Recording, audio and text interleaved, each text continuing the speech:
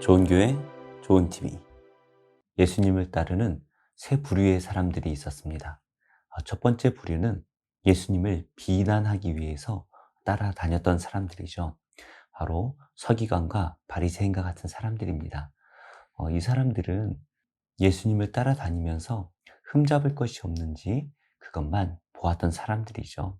두 번째 부류는 예수님의 말씀을 듣고 또 예수님의 기적을 체험하는 것이 좋아서 따라다녔던 무리들이었습니다. 이 무리들은 열심히 예수님을 따라다녔지만 예수님의 제자로 사는 것보단 예수님을 자신들의 왕으로 삼고 자신들의 세상적인 유익을 만족시켜 주시기를 기대했던 사람들입니다. 그리고 세 번째 부류의 사람들이 있습니다. 바로 제자들이죠. 예수님을 위해서 모든 것을 다 버리고 예수님을 따라다녔던 사람들입니다. 지금도 이 세 부류의 사람들이 있는 것 같아요. 어떻게 하면 교회를 비난할 것이 없는지 찾아다니는 사람들이 있는 것 같고요. 또 교회 와서 예배를 드리고 은혜 받는 것, 그것이 좋아서 열심히 예수님을 따라다니지만 예수님을 위해 고난받기는 싫어하고 그저 예수님이 나의 세상의 필요를 만족시켜 주실 그런 세상의 임금으로 모시고자 하는 사람들입니다. 마지막으로 정말 예수님을 위해 헌신하는 사람들이 있죠. 하나님께서 주신 사명을 쫓아 목숨을 버리고 열심히 예수님의 삶을 따라가는 사람들이 있습니다. 오늘 말씀을 통해서 예수님께서는 우리가 어떠한 삶을 살아야 되는지 말씀해 주시는데요. 함께 은혜 받기를 원합니다. 예수께서 베드로의 집에 들어가사 그의 장모가 열병으로 앓아 누운 것을 보시고 그의 손을 만지시니 열병이 떠나가고 여인이 일어나서 예수께 수정들더라. 저물매 사람들이 귀신 들린 자를 많이 데리고 예수께 오거늘 예수께서 말씀으로 귀신들을 쫓아내시고 병든 자들을 다 고치시니 이는 선지자 이사야를 통하여 하신 말씀에 우리의 연약한 것을 친히 담당하시고 병을 짊어지셨도다 함을 이루려 하심이더라. 예수께서 무리가 자기를 애워싸는 것을 보시고 건너편으로 가기를 명하시니라. 한 서기관이 나와 예수께 아뢰되 선생님이여, 어디로 가시든지 저는 따르리이다. 여우도 굴이 있고 공중의 새도 거처가 있으되 인자는 머리둘 곳이 없다. 제자 중에 또 한 사람이 이르되 주여, 내가 먼저 가서 내 아버지를 장사하게 허락하옵소서. 죽은 자들이 그들의 죽은 자들을 장사하게 하고 너는 나를 따르라. 예수님께서 계속해서 병자들을 고쳐주시면서 이번에는 베드로의 집에 들어갔다라고 말씀을 하시네요. 14절 말씀입니다. 예수께서 베드로의 집에 들어가사 그의 장모가 열병으로 앓아 누운 것을 보시고, 예수님께서 베드로의 집에 가셨는데 마침 베드로의 장모가 열병으로 누워 있었다라고 말을 합니다. 그런데 예수님께서는 열병으로 누워 있는 그 베드로의 장모를 바라보시고 이렇게 행동을 하시네요. 그의 손을 만지시니 열병이 떠나가고 여인이 일어나서 예수께 수종들더라. 누가복음 말씀에는 예수님께서 베드로의 장모가 열병으로 누워 있는 것을 보시고 그 열병을 꾸짖으셨다라고 말씀을 하시는데요. 마태는 같은 상황에 손을 만지셨다라고 말씀을 기록하고 있네요. 이 만지셨다라는 말씀은 손을 꽉 잡으셨다는 말입니다. 우리가 지금 코로나19 때문에 마스크를 쓰고 사람들과의 접촉을 삼가고 있지 않습니까?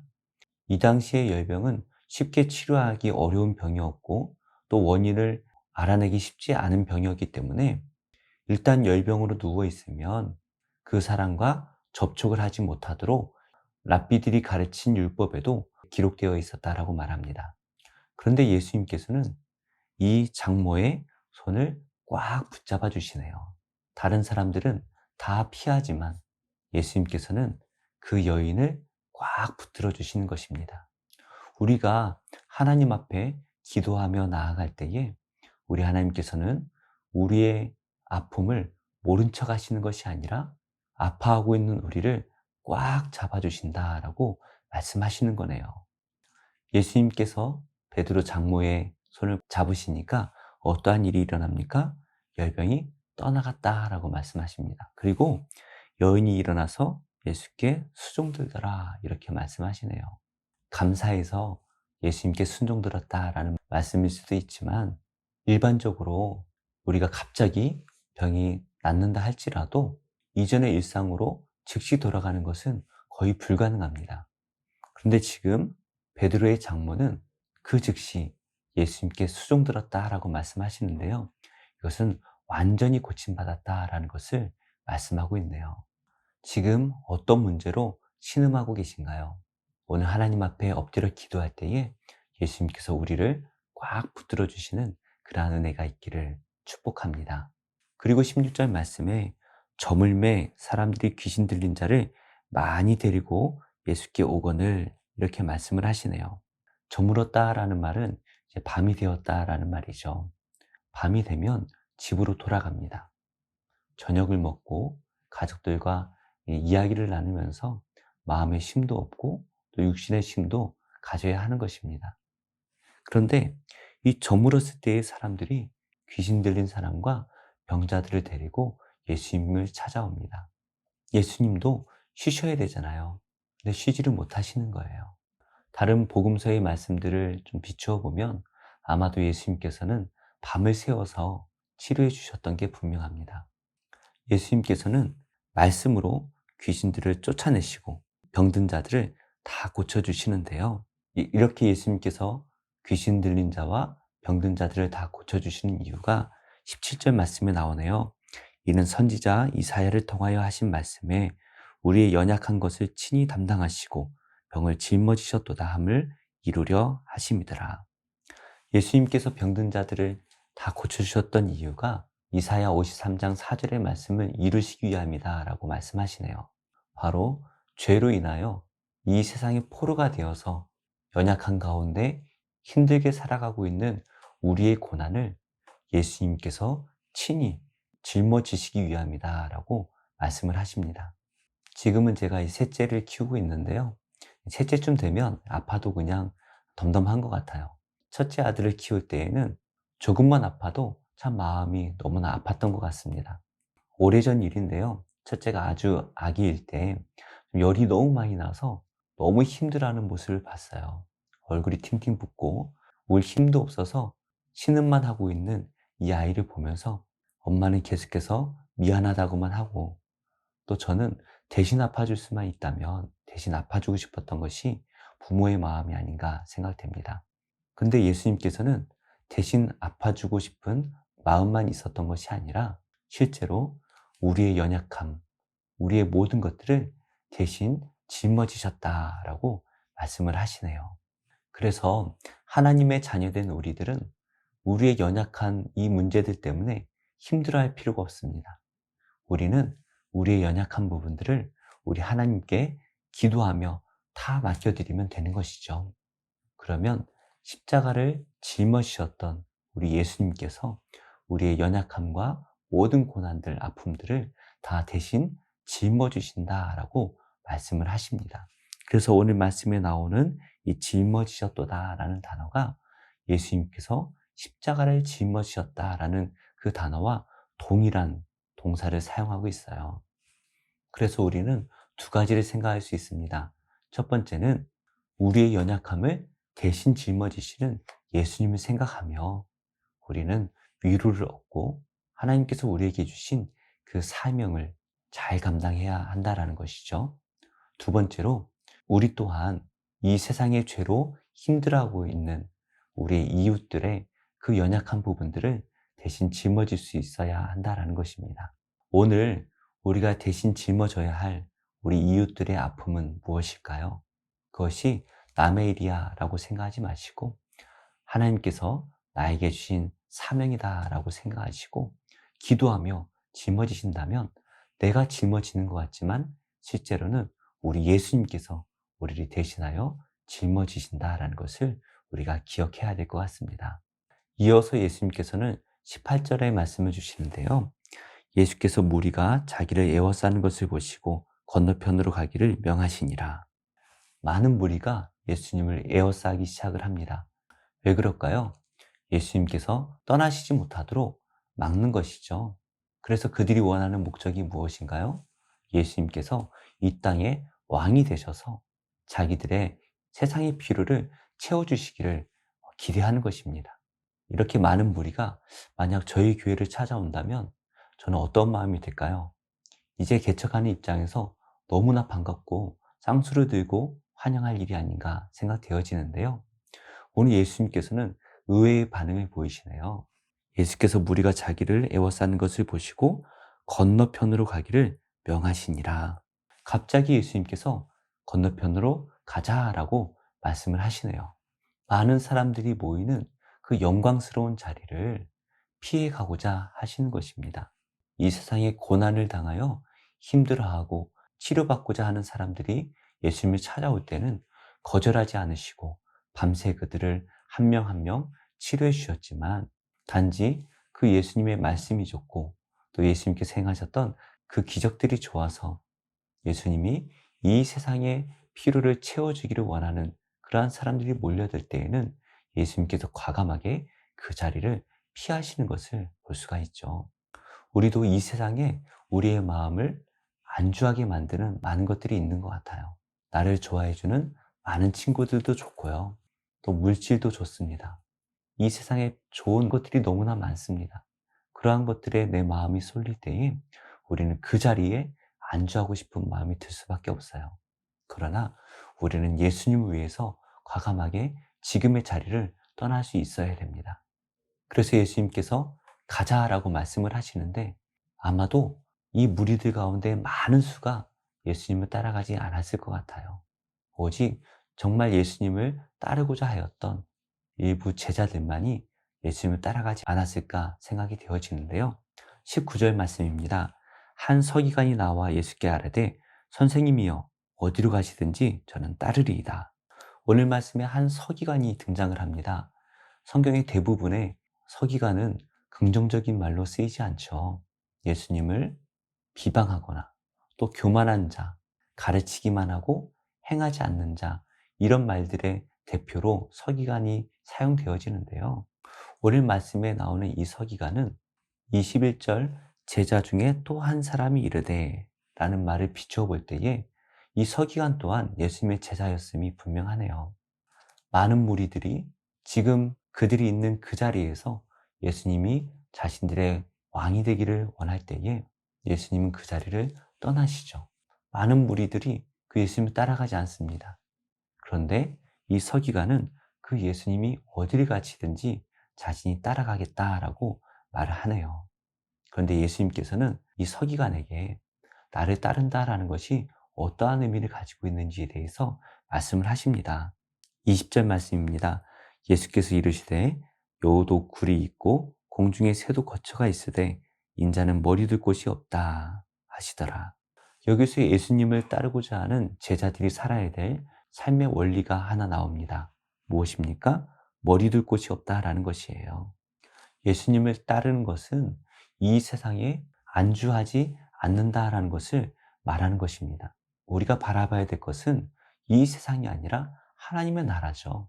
그래서 우리는 영원히 안식할 것을 소망하며 살아가지만 우리가 이 땅에서는 하나님 나라의 복음을 증거하기 위해서 열심히 떠나 다녀야 한다는 것입니다. 사실 예수님께서도 가버나움에 집이 있으셨어요. 그래서 오늘 말씀은 집 없이 살아야 된다라는 것을 말씀하시는 것이 아니라 복음을 전하기 위해 열심히 돌아다녀야 함을 말씀하시는 거네요. 우리를 이 땅 가운데 계속해서 안주하게 만드는 것은 무엇인가요? 만약 우리가 이 땅 가운데 안주하게 만드는 그것들을 마음에 품고 있다면 우리는 하나님의 나라를 바라볼 수가 없습니다. 우리는 우리를 이 땅에 안주하게 만드는 그것들을 내려놓고 오직 하나님의 나라를 바라보고 또 하나님 나라를 소망하며 이 땅에 복음을 증거하는 일에 힘을 다해야 될 것입니다. 그리고 21절에 또 다른 제자가 나오네요. 제자 중에 또 한 사람이 이르되 주여 내가 먼저 가서 내 아버지를 장사하게 허락하옵소서. 아마도 이 제자는 자신의 아버지가 돌아가셨다라는 소식을 조금 전에 들었던 것 같아요. 부모 공경하는 것은 하나님께서 주신 10계명 중에 우리가 사람들과의 관계에서 지켜야 될 가장 우선된 계명이다라고 말씀을 하십니다. 그래서 제5계명으로 내 부모를 공경하라고 말씀을 하시죠. 그래서 유대인들에게 자기 부모의 장례를 잘 치르는 것은 매우 중요한 율법 중에 하나였습니다. 그러니까 우리가 인간으로서 지켜야 될 가장 중요한 것 중에 하나, 바로 부모님의 장례를 치르는 것, 이것을 하겠다라는 거예요. 그런데 예수님께서는 그 사람에게 무엇라 말씀하시나요? 22절입니다. 예수께서 이르시되 죽은 자들이 그들의 죽은 자들을 장사하게 하고 너는 나를 따르라 하시니라. 내가 먼저 아버지의 장례를 치르게 해달라고 말하는 이 제자에게 예수님께서는 그것보다 먼저 된 일이 바로 하나님 나라를 전하는 것이다 라고 말씀을 하시는 것입니다. 여기서 우리는 제자로서의 삶의 두 번째 원리를 찾을 수 있는데요. 그것은 바로 우리 삶의 가장 우선순위가 복음을 전하는 것이다 라는 것이네요. 22절에 장사를 하게 하고 라고 되어 있는데요. 여기서 우리는 하고 라고 되어 있지만 원어에는 버려두라는 말씀입니다.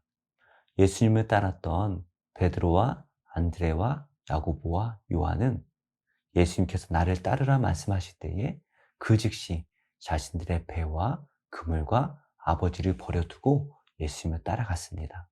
우리가 할 것은 오직 하나예요. 예수님의 말씀을 따르는 것이죠. 그래서 예수님의 말씀대로 하나님 나라의 복음을 전하는 것, 이것이 우리의 가장 먼저 된 사명이라는 것을 기억해야 합니다. 물론 지금 우리에게 부모님의 장례가 있더라도 나가서 복음을 전하라는 말씀은 아니에요. 우리가 부모님의 장례를 치르더라도 이 모든 장례를 통하여서도 어떻게 하면 하나님 나라의 복음을 전할 것인지 우리는 생각해 봐야 될 것 같아요. 결론의 말씀을 맺겠습니다. 오늘 말씀을 통해서 예수님께서는 자신을 따르는 것이 어떠한 일인지에 대해서 말씀을 하시네요. 우리가 살펴본 것처럼 예수님께서는 늦은 밤에도 밤을 새서라도 자신을 찾아오는 그 연약한 사람들의 연약함을 다 짊어지셨다라고 말씀하시면서 자신을 따르는 것이 안주하지 않고 머리 듣고 쫓아 없이 피곤하고 힘든 여정이라는 것을 말씀하시고요. 두 번째로 우리 삶의 가장 우선된 일이 하나님 나라의 복음을 전하는 것이다 라고 말씀을 하십니다. 오늘 말씀을 기억하시면서 나를 이 세상에 자꾸 안주하게 만드는 것은 무엇인지 우리는 생각해 볼 필요가 있는 것 같고요. 과감하게 그것을 떠날 수 있는 우리가 되기를 원합니다. 또한 우리가 하나님보다 더 우선되이 생각하면서 살아가는 것은 없는지 우리는 생각해 봐야 될 것 같아요. 그래서 내 마음속에 하나님보다 더 사랑하는 것, 더 먼저 생각하는 것이 있다면 과감하게 그것을 버리고 우리 삶이 오직 하나님 나라의 복음을 전하는 일에 힘쓸 수 있는 오늘 하루가 되기를 원합니다. 또한 우리를 힘들게 만들고 있는 그 고난이 있다면 우리의 모든 연약함을 대신 짊어지시는 예수님께 기도하며 아랠 때에 우리 예수님께서 우리의 연약함까지도 다 짊어지시고 우리를 고난에서 벗어나게 하실 줄로 믿습니다. 오늘 하루도 이 말씀 기억하시고 또 승리하시는 모든 성도님들과 또 제가 되기를 예수님의 이름으로 축복합니다. 세상은 들리고 사람들은 변하여도 나는 주를 섬기리. 주님의 사랑은 여전히 변하지 않네. 나는 주를 다시 고백하겠어요. 세상은